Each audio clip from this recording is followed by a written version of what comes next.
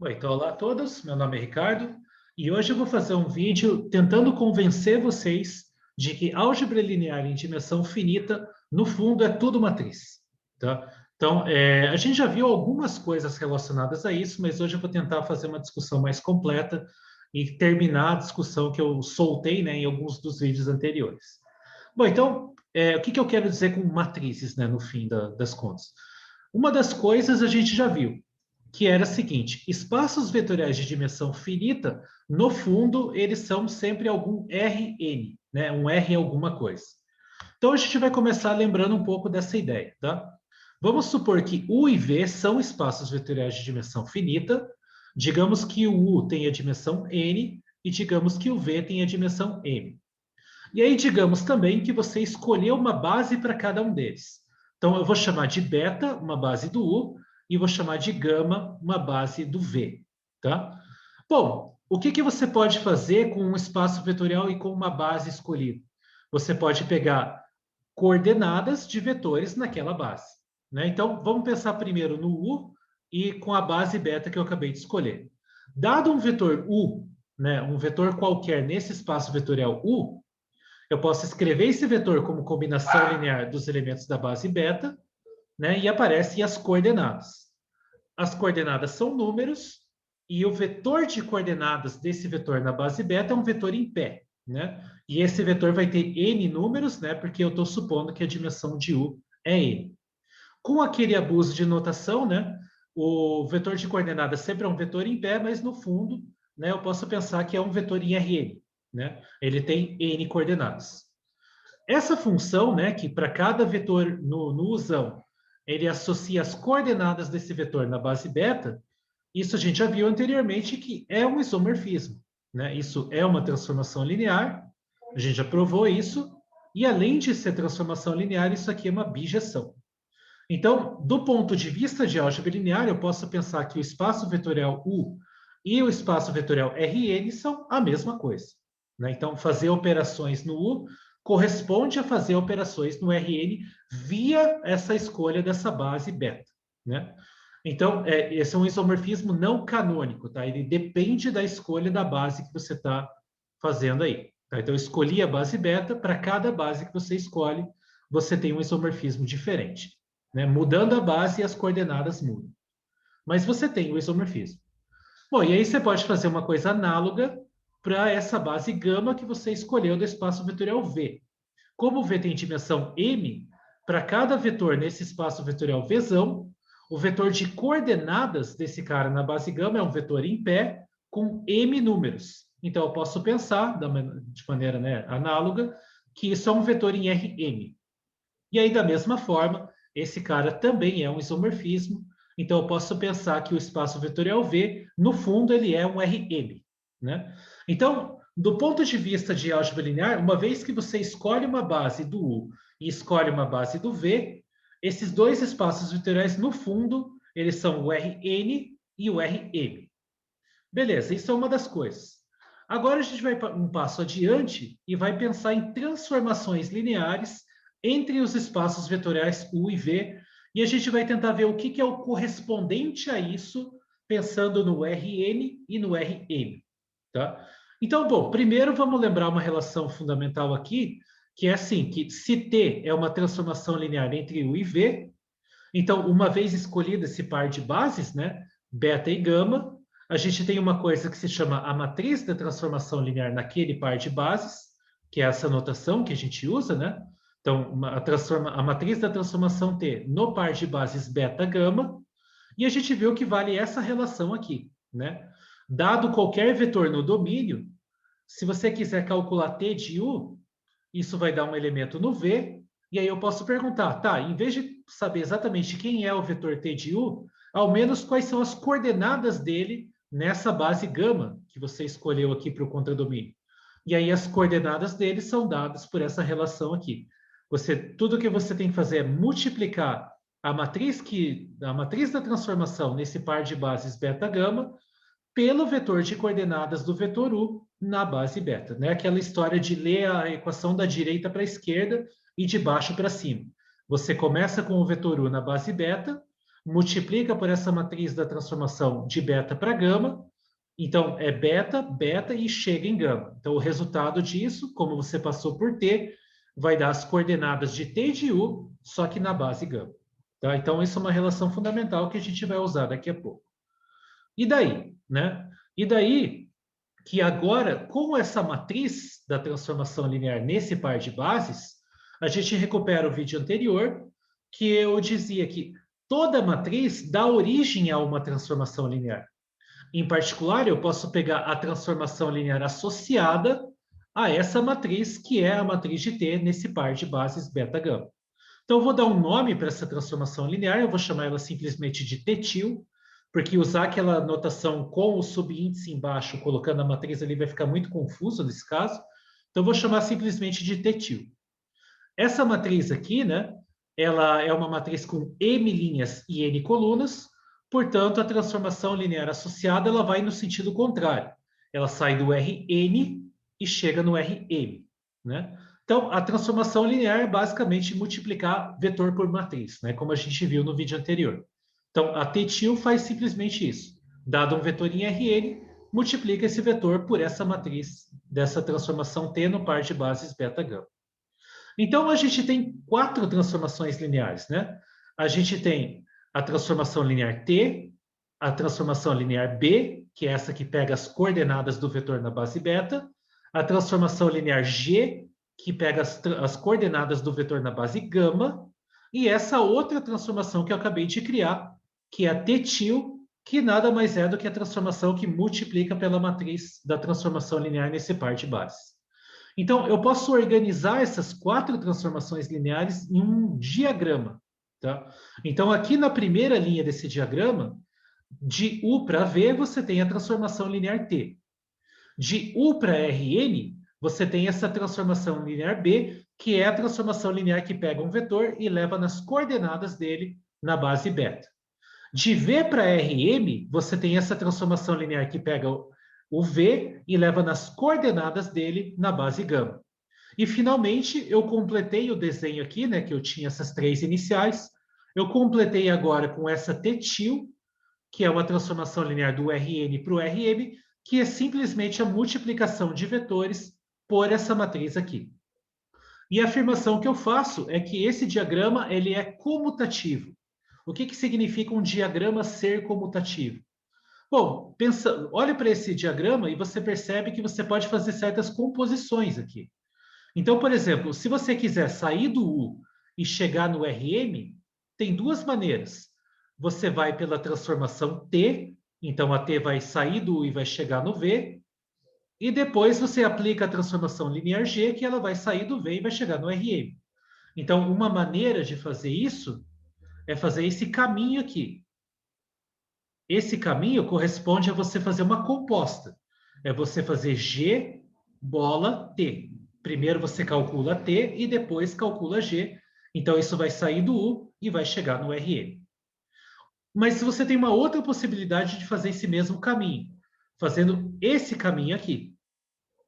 Então, primeiro eu calculo a transformação linear B, que pega as coordenadas do vetor na base beta, e depois eu aplico no resultado a transformação T-til, né? Então, eu estou fazendo uma composta também, só que agora é a composta T-til bola B. Então, do U direto para o RM, eu tenho 2 maneiras de fazer isso.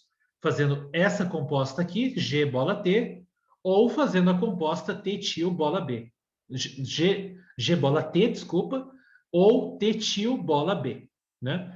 E aí dizer que o diagrama é comutativo é dizer que esses 2 caminhos, nessas 2 maneiras de chegar no mesmo lugar, na verdade coincidem, tá? Ou seja, dizer que o diagrama é comutativo é dizer que esses 2 caras são iguais. Tá? Então, a gente vai verificar isso.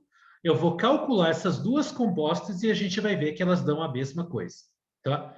Bom, então, a primeira delas, que é o G bola T, está aqui, né? Vamos usar a definição de composta, vamos calcular cada uma delas e concluir que dá realmente a mesma coisa. Então, primeiro, o caminho de cima, né? O caminho que vem por cima usando a T e a G. Se eu fizer G bola T, por definição de composta, isso é G de T do vetor, né? Então, eu estou fazendo G bola T calculado em U. Então, isso aqui é G de T de U. Bom, mas o que a função G faz com o vetor? A função G pega o vetor e leva nas coordenadas desse vetor na base gama. Como o vetor em questão é o vetor T de U, então G de T de U nada mais é do que as coordenadas do vetor T de U na base gama. Então, vindo por esse caminho de cima, do U para o Rm, essa função composta ela pega um vetor U e leva no vetor de coordenadas do T de U na base gama. Agora a gente vai fazer a composta no outro sentido e vai ver que vai dar a mesma coisa. Então, no outro sentido, eu vou fazer T til bola B. Por definição de composta, T til bola B é fazer T til calculado em B de U. Mas o que o B faz, né? Por definição do B, ele pega um vetor e te devolve as coordenadas desse vetor na base beta. Então, B de U é as coordenadas do vetor U na base beta. Isso é um vetor em Rn. Agora, nesse vetor em Rn, eu vou aplicar a função Ttil. O que a função Ttil faz? Ela simplesmente multiplica vetores por essa matriz aqui, né? Então, isso aqui dá a matriz de T na base beta para gama multiplicado por esse vetor das coordenadas de U na base beta. Só que esse produto aqui é justamente a propriedade que eu listei aqui em cima, que eu falei que a gente ia usar, né?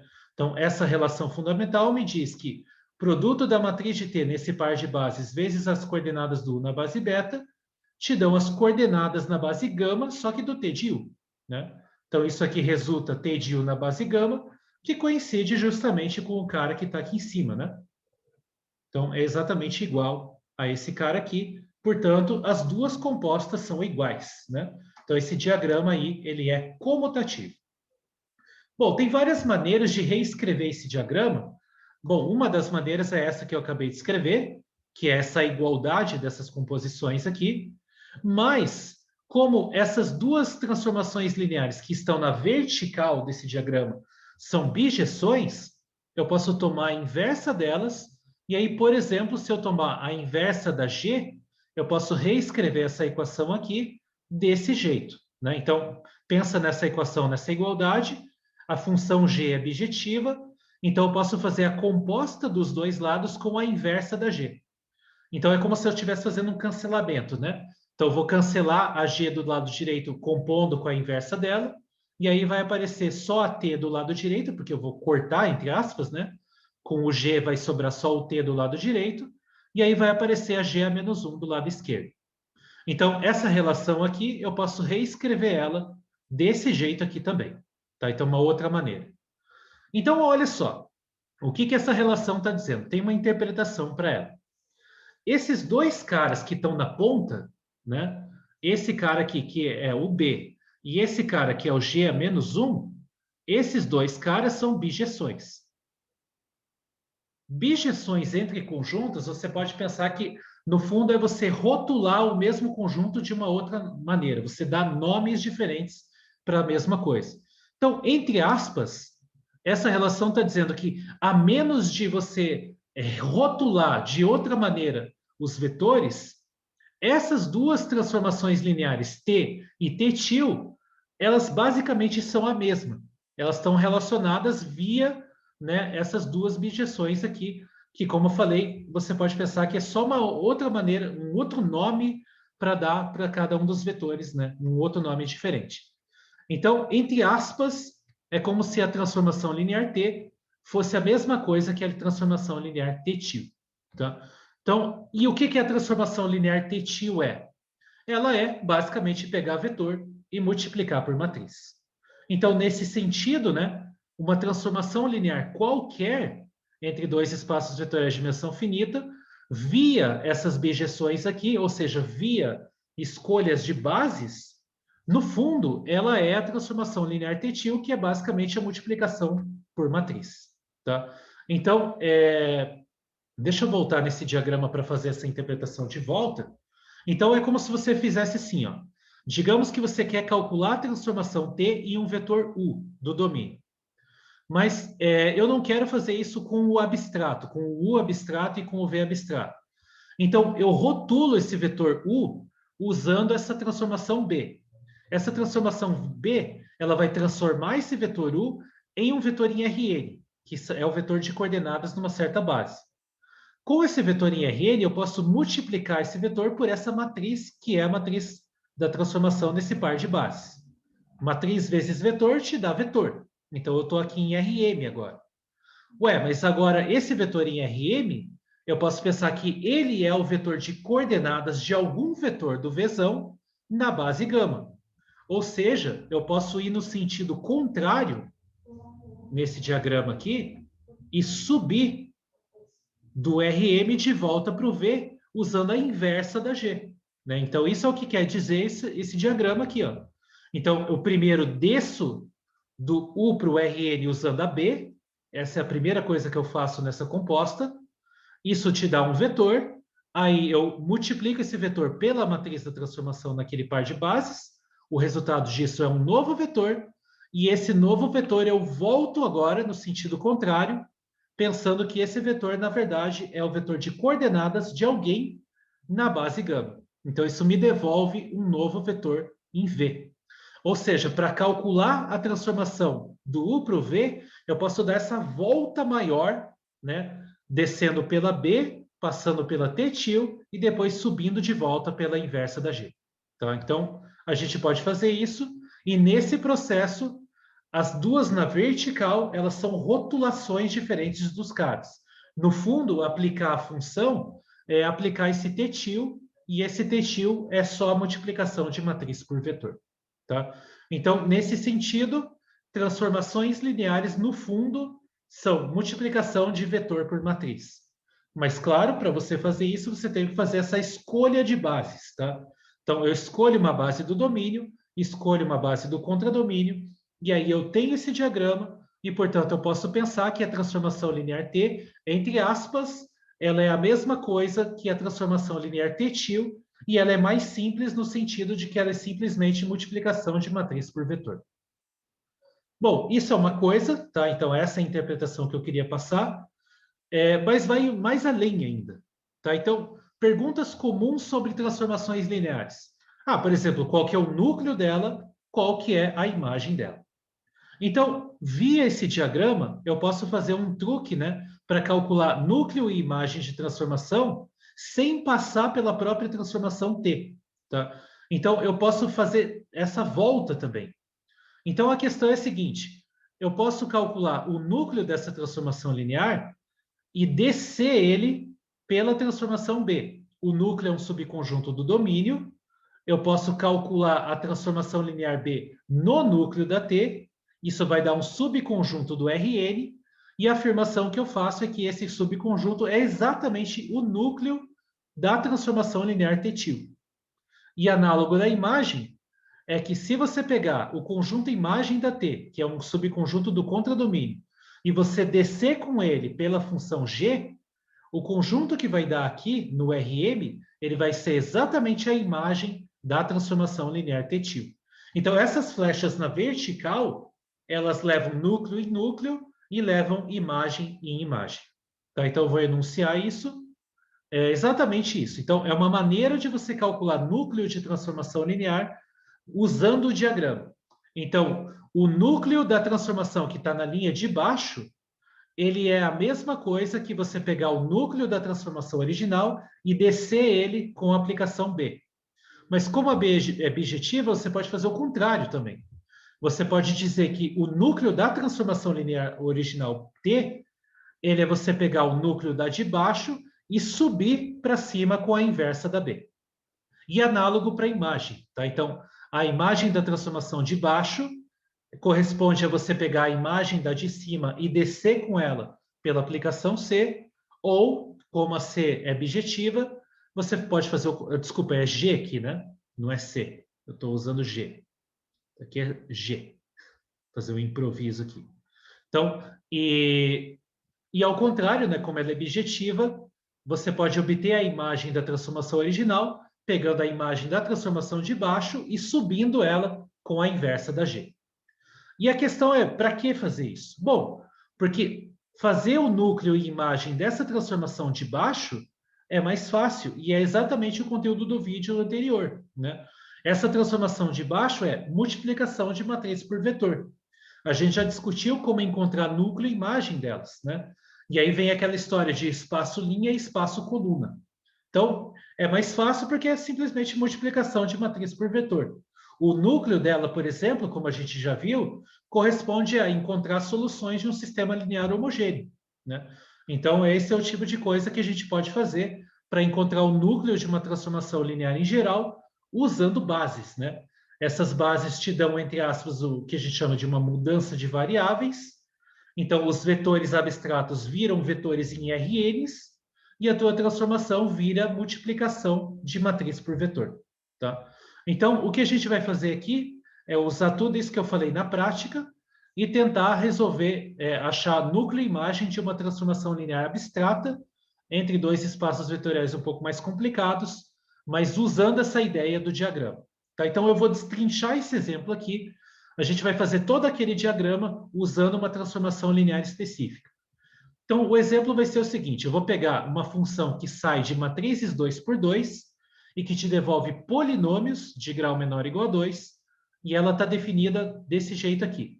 Dada uma matriz com entradas A, B, C, D, eu vou produzir um polinômio de grau menor ou igual a 2 com ela, usando essas entradas aqui. Esses são os coeficientes do polinômio. Então, a parte constante, né, que não tem x, é A mais B, a parte que acompanha x é B mais 2C, e a parte que acompanha x quadrado é simplesmente o d. Tá? Então, a ideia que a gente vai fazer aqui, isso é uma transformação linear, isso é fácil de verificar, eu não vou fazer aqui, mas o que a gente vai fazer aqui é descobrir o núcleo e a imagem usando a ideia do diagrama. Então, o que eu vou fazer é criar um diagrama desse tipo para essa transformação linear que eu acabei de dar de exemplo. A gente vai achar uma B, achar uma G, achar quem é essa transformação linear tetil, né, que está na linha de baixo, e fazer todas essas contas de núcleo e imagem com esse cara de baixo. Bom, mas como eu falei, para você montar esse diagrama, a primeira coisa de tudo é escolher um par de bases. Eu tenho que escolher uma base para o domínio e escolher uma base para o contradomínio. Bom, aqui como os espaços vetoriais são bem simples, eu vou escolher as bases mais simples para todas, mas isso não é regra, né? Eu poderia ter escolhido qualquer par de bases que eu quisesse. Aqui eu vou escolher a mais básica de todas, que é a base canônica das matrizes e a base canônica do mundo dos polinômios.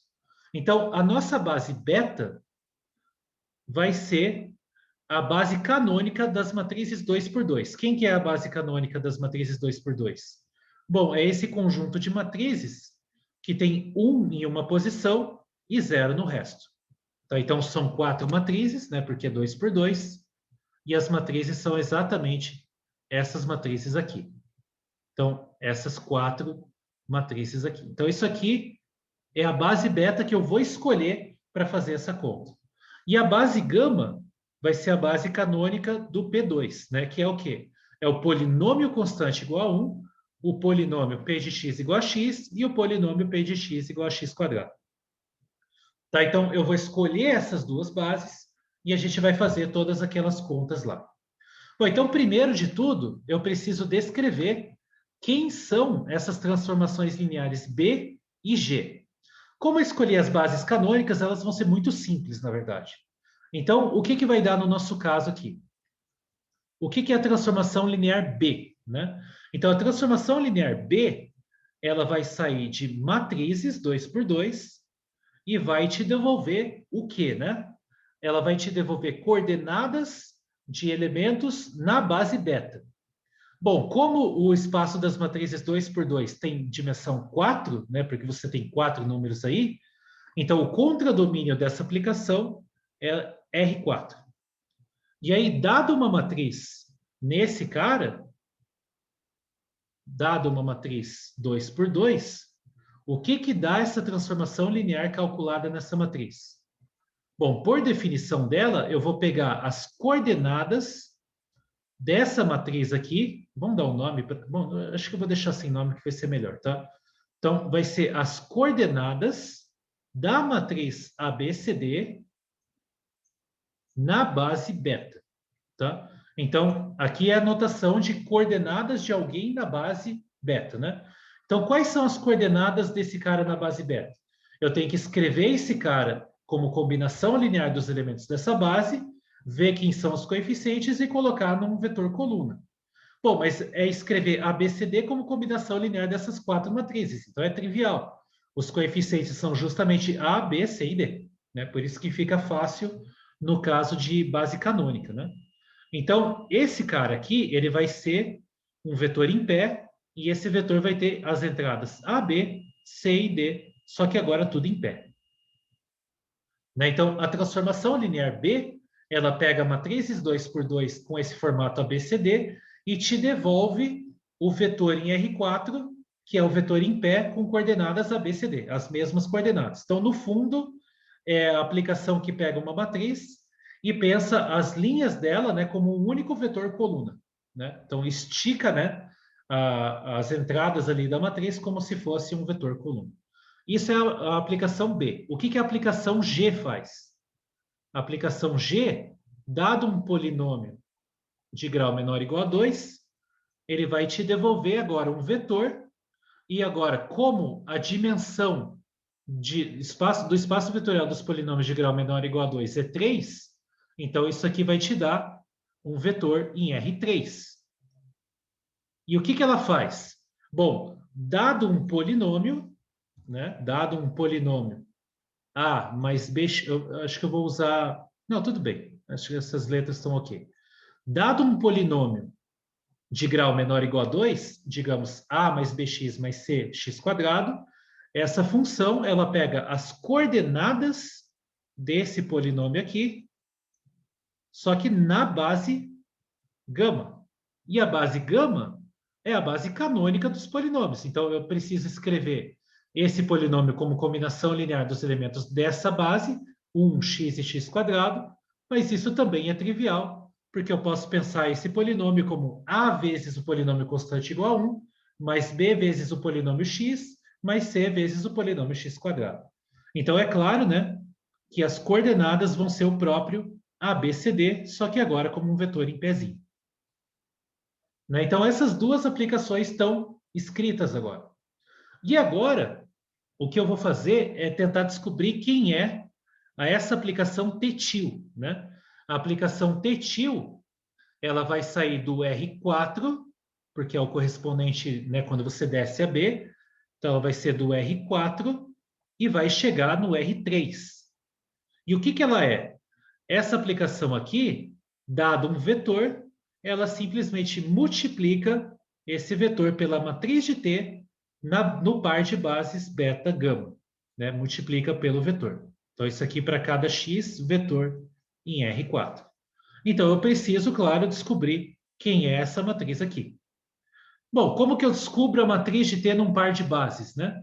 Então, eu calculo a transformação em cada um dos elementos da base beta, encontro o resultado, escrevo os resultados como combinação linear dos elementos da base gama, vejo as coordenadas e coloco nas colunas da matriz.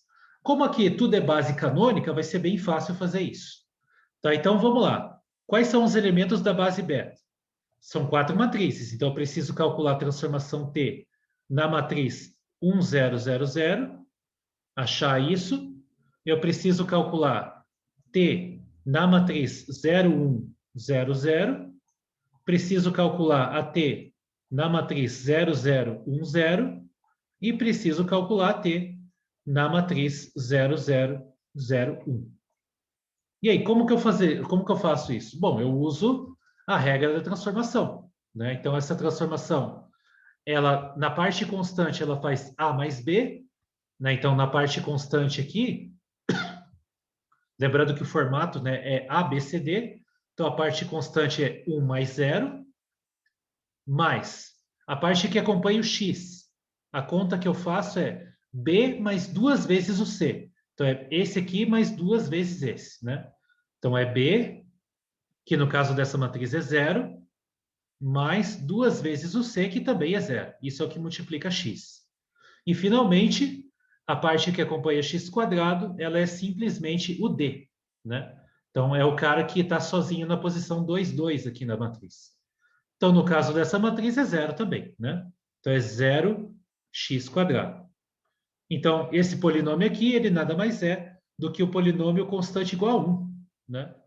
E esse polinômio constante igual a 1, quando eu escrevo ele como combinação linear da base canônica dos polinômios, isso aqui é igual a 1 vez o polinômio constante igual a 1, mais 0 vezes o polinômio x e mais 0 vezes o polinômio x².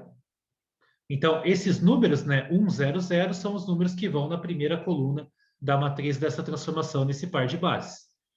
Continuando, t de 0, 1, 0, 0. Então, aqui vai a entrada, a parte constante, ela é a mais b, né? Então, a mais b é a soma desses dois aqui, então é 0 mais 1. Depois eu tenho b mais 2c, que vai ser 1 mais 2 vezes 0.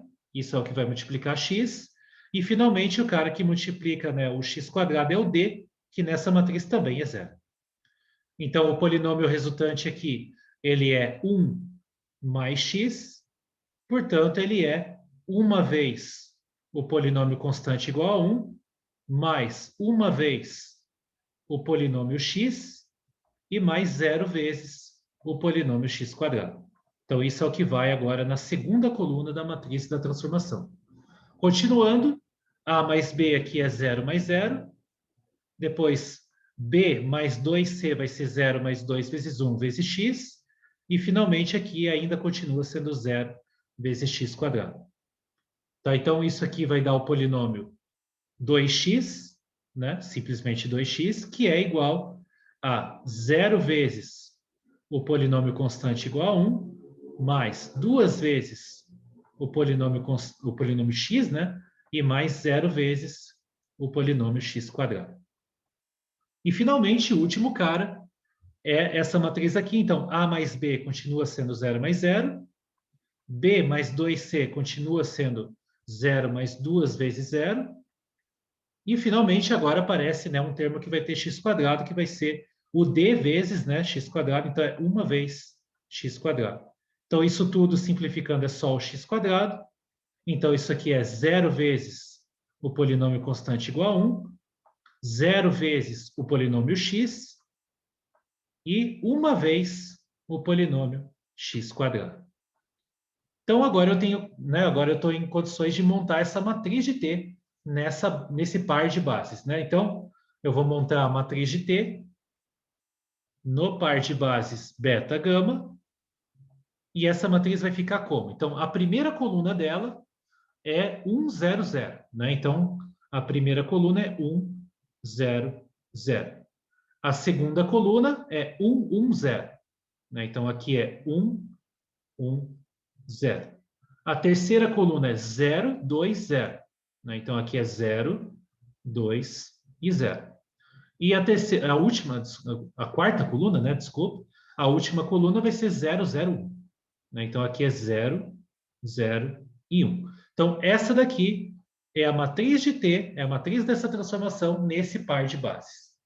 Então, qual é a transformação linear T-til, né? A transformação linear T-til, ela sai do R4, chega no R3, e dado um vetor de 4 coordenadas, né?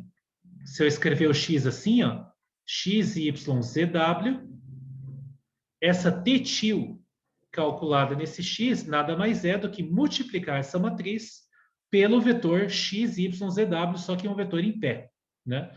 Então, aqui eu vou repetir a matriz 1, 1, 0, 0, 0, 1, 2, 0 e 0, 0, 0, 1. Eu vou multiplicar esse cara aqui pelo vetor x, y, z e w em pé. E o resultado disso vai ser o quê, né? Bom, então aqui eu tenho 1 vezes x mais 1 vezes y. Então, a primeira entrada vai ser x mais y. A segunda entrada é 0 vezes x, 1 vezes y e 2 vezes z. Então, aqui eu tenho y mais 2z. E a última entrada vai ser 0x, 0y, 0z, mais 1 vezes w. Então, eu tenho w aqui na última entrada. Então, essa transformação linear, ela pega um vetor em R4 com coordenadas x, y, z e w e te devolve um vetor em R3 com coordenadas x mais y, y mais 2z e w. Então, essa é a transformação linear Tétio. É a transformação linear que está aqui na linha de baixo, né? Da parte desse diagrama aqui. Então, por causa dessa propriedade, para verificar qual é o núcleo dessa transformação linear original, basta eu encontrar o núcleo da transformação Tétio e voltar para cima com a inversa da B. Tá? Então, é isso que a gente vai fazer. Eu vou encontrar primeiro o núcleo dessa transformação Tétio, e daí a gente vai fazer a inversa da B e achar o núcleo da transformação original. E depois vai fazer o análogo para a imagem. Tá? Então, a primeira pergunta agora é quem é o núcleo de Tétio? Bom, o núcleo de Tétio é o conjunto de vetores, né, do domínio, tais que Tétio de x é igual a zero, né? O que é esse zero aqui? É o zero do contradomínio, que é o R3. Então, esse zero aqui é o 0, 0, 0. Né? Por outro lado, eu sei o que a Tétio faz com o vetor. Então, T de x ser igual a 0, 0, 0 é equivalente a dizer que as coordenadas do Tétio são todas nulas. Ou seja, x mais y é igual a 0, y mais 2z é igual a 0 e w é igual a 0. Então, como eu falei, né, calcular o núcleo de uma transformação linear que é dada simplesmente pela multiplicação por uma matriz é, no fundo, resolver um sistema linear homogêneo. E é exatamente o que está acontecendo aqui. Bom, felizmente é um sistema simples, né? Então, aqui já está dizendo que o w é zero. Aí eu posso escrever, por exemplo, da segunda equação aqui, eu posso escrever que o 2z é igual a menos y, e aí, portanto, eu escrevi o z em função de y, colocando z igual a menos y sobre 2. E na primeira equação, eu posso escrever o x em função do y também, escrevendo x igual a menos y. Então, aqui eu deixei o x e o z em função do y, o w é zero e o y ficou como uma variável livre. Né? Então, aqui o y pode ser qualquer coisa.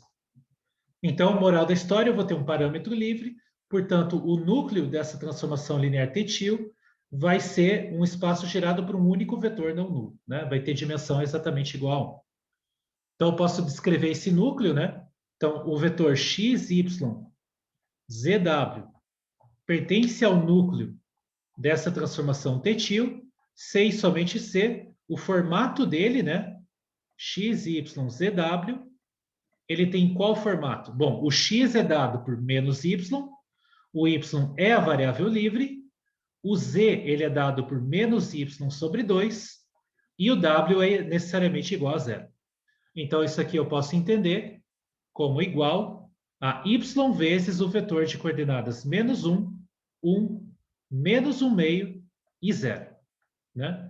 Se você não quiser escrever essa fração, você pode tomar qualquer múltiplo desse cara como um outro gerador, vai dar na mesma. Né? Então, o núcleo dessa transformação linear Tétio, ela é o espaço gerado por um único vetor, que daí para eu tirar essa fração do meio, eu vou multiplicar todo mundo por 2, né? E aí eu obtenho um novo gerador do mesmo cara, só que sem fração, só para não precisar ficar escrevendo frações ali. Então, seria menos 2, 2, menos 1 e 0. Né? Então, esse cara aqui, contido em R4, né? Esse cara é o núcleo da transformação linear Tétio. Né? Não é o núcleo da transformação linear T. E agora, o que eu faço? Bom, agora, usando a noção do diagrama, o núcleo da transformação linear T original, ele corresponde a você voltar pela inversa da B, esse cara aqui, que é, né, por enquanto, né, vou colocar como núcleo de Tétio, né? E, por sua vez, é calcular a inversa desse span aqui, desse espaço gerado por esse cara aqui. Menos 2, 2, menos 1 e 0. Ora, mas a transformação linear B, ela é uma bijeção. Bijeção leva base em base. Então, eu vou descrever completamente o núcleo da T original simplesmente dizendo o que a B inversa faz com esse cara aqui que forma uma base do núcleo, né? Então, é um espaço vetorial de dimensão 1, ele é gerado por um único vetor. Se eu disser o que a B a menos 1 faz com esse cara, eu estou dizendo exatamente quem que vai ser o núcleo. Então, a afirmação que eu faço, usando, né, que esse cara aqui é uma bijeção e isomorfismos entre espaços vetoriais levam base em base, então o núcleo de T ele vai ser o span de quem? Da imagem inversa desse vetor de coordenadas menos 2, 2, menos 1 e 0. Tá? Então, isso é uma das propriedades de isomorfismo dos espaços vetoriais. Eles levam base em base. Então, já que o núcleo da T-til tem dimensão 1, o núcleo da T original também tem que ter dimensão 1. E qual é o gerador? É você ver o que a B a menos 1 faz com o gerador do núcleo da T-til original. Tá? Então, o que eu preciso fazer? Eu só preciso calcular esse cara aqui. Tá? Então, bom, a pergunta é: qual é a matriz cujas coordenadas na base beta dão exatamente esse vetor aqui? Né? Então, voltando aqui para trás, né? A aplicação B ela é muito simples. Né? Então, deixa eu voltar um pouquinho mais. Cadê? A B está aqui. Ó. A B pega uma matriz de entradas ABCD e te devolve o vetor ABCD.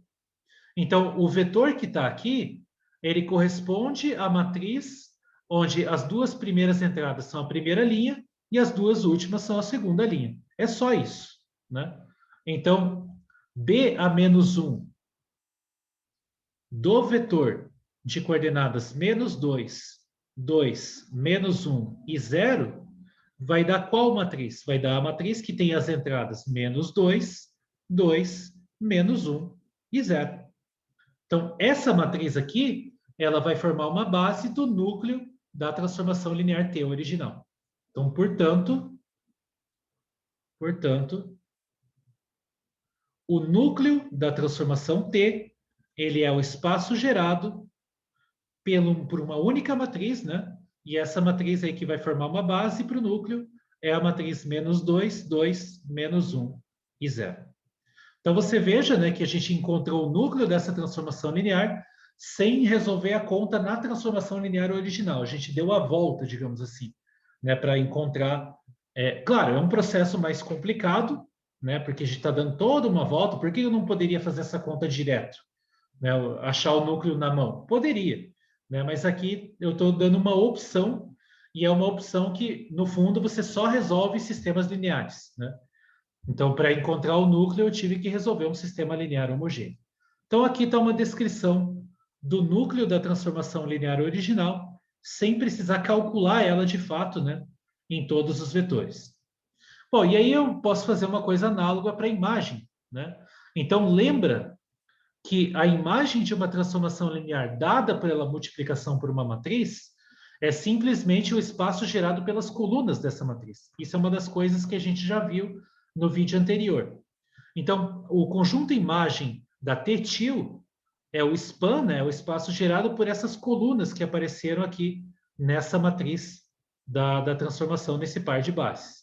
Então, com relação à imagem, né, então agora com relação à imagem, a gente já discutiu isso anteriormente, né?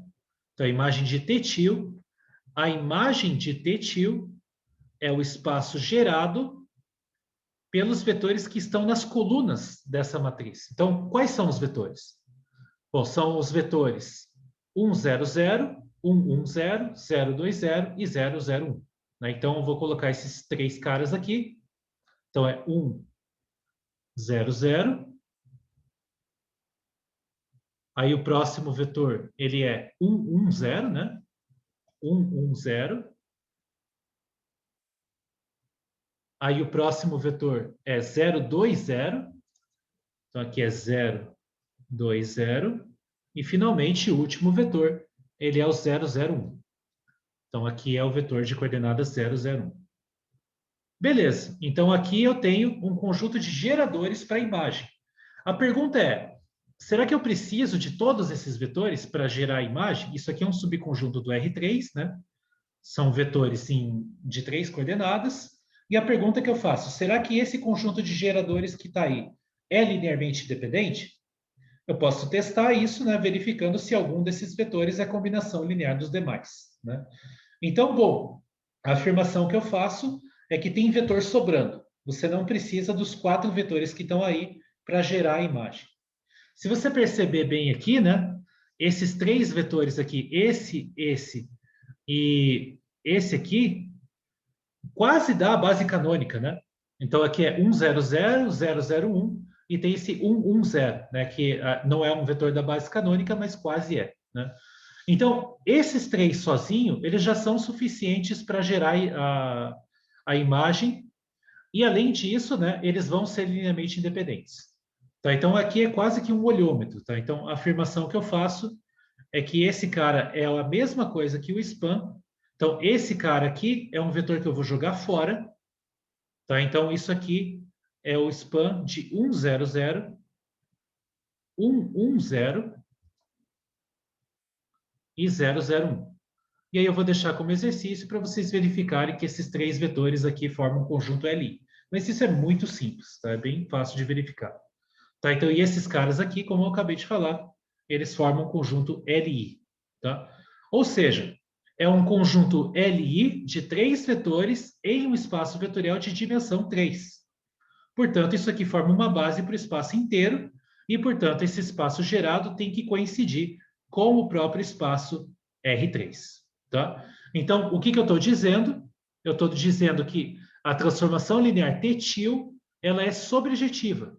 A imagem dela dá todo o R3. Tá? Então, imagem, ou seja, né, T-til é sobrejetiva. Bom, então, se a imagem da T-til dá todo o contradomínio, como essas funções na vertical, né, daqui do diagrama, voltando para o diagrama, como essas funções na vertical são bijeções, então o que dá quando você volta no sentido contrário? Bom, a imagem deu tudo. Quando você voltar pela inversa, vai dar tudo também, né? Então, aplicar a inversa da G no subconjunto que deu aqui, como ele é tudo, lá em cima vai dar tudo também. Tá? Então, a gente obtém que a imagem, né? Então, voltando aqui, como a imagem da T original, que eu estou querendo descrever, ela é G a menos 1 no conjunto imagem da T-til, e esse conjunto imagem da T-til, a gente viu que deu todo o contradomínio, então G a menos 1 desse cara vai dar justamente todo o domínio da G, porque ela é uma bijeção, e esse domínio da G, né, é o conjunto de todos os polinômios de grau menor ou igual a 2. Ou seja, a transformação linear original é sobrejetiva, né, e, portanto, a imagem dela é tudo, né, é todo contradomínio. Bom, então vejam que, é claro, né, como é uma bijeção, as imagens têm que ter a mesma dimensão, né, tanto da T original quanto da T-til, e idem para o núcleo, tá? Então, as dimensões têm que ser mantidas. Então, se tem a dimensão máxima para T-til, tem que ter a dimensão máxima para a T original também.